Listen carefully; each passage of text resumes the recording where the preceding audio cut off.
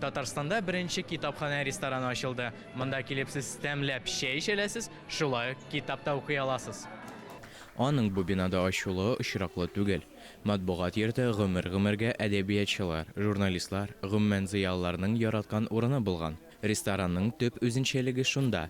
Кунакларга төрле тәмле ашамлыклардан тыш, кызыклы китап басмаларын тәкъдим итүдә планлаштырыла. Бу җир безнең тарихи җиребез була инде.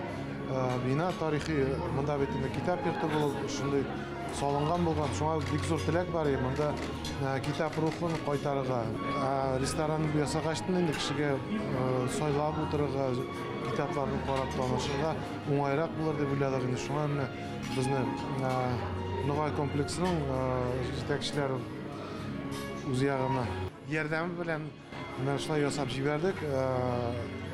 Өметләнәбез инде монда язучылар, журналистлар, мәдәният, гомумән мәдәният кешеләре җыелышып, үз йорты булып, һәм кеше тартылачак бу җиргә. Әлеге бина үз чорында Казандагы бөтен газета, журнал редакцияләрен һәм китап нәшриятын сыйдырырлык итеп төзелгән иде. Күп еллар дәвамында биредә китап кибете эшләп килде. Инде бүген менә әдәби ресторан барлыкка килде. Монда 500дән артык төрдәге китап тупланган. Аларны шуннан алып танышырга, укырга, ашаган басманы сатып алырга да мөмкин.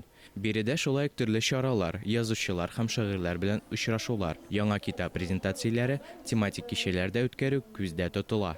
Искәндәр Гыймалдинов, Тахир Хәсәнов, Татарстан яңалыклары.